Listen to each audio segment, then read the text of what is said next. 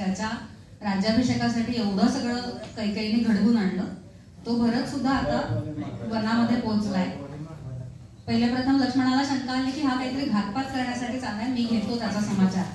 पण श्रीरामांनी डोकं शांत ठेवायला सांगितलं, तो शांत राहिला. आणि भरताने परत भेटल्यानंतर त्याचा मनोदय सांगितला की रामा, तू परत चल, आपण तुला राज्याभिषेक करून घेऊ आणि तुझ्या हक्काचं जे राज्य आहे, जनतेच्या कल्याणासाठी जी अयोध्येची नगरी आपली आहे, अनेक वर्ष त्याचा लौकिक आहे, ते रघुवंशाचं हे राज्य रामा तू सांभाळ आणि मी तुझा पायीचा दास म्हणून जन्मभर तुझी साथ करीन, तर तू परत चल. श्रीरामांनी अर्थातच त्याला विनम्रपणे नकार दिला.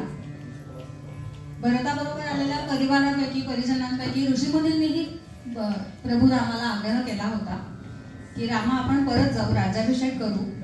आणि भरताने सांगितलं, ऋषीमुनींनी आग्रह केला, पण श्रीरामाने विनम्र नकार दिला. ते म्हणाले, भरता, पित्याच्या आज्ञेनं मला वनवास आणि तुला सिंहासन मिळालं.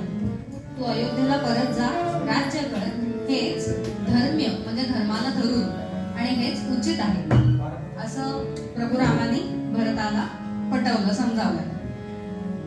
त्यांच्या आज्ञेप्रमाणे 14 वर्षांचा वनवास म्हणजे पित्याच्या आज्ञेप्रमाणे 14 वर्षांचा वनवास संपल्यानंतरच सीता आणि लक्ष्मणासह मी अयोध्येला परते. या उत्तरानं निराश, हताश झालेला भरत गहिवरला. श्रीरामांच्या पादुकांना स्पर्श करून अतिशय करुण स्वरात म्हणाला, तात गेले माय गेली, भरत आता पोरका, मागणे हे एक रामा, आपल्या द्या पादुका. मागणे हे एक रामा, आपल्या द्या पादुका. आपण ते गीत ऐकूया.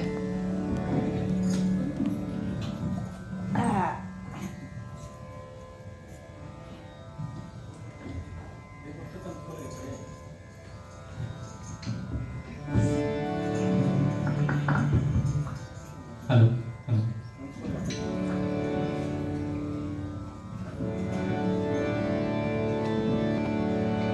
तात गेले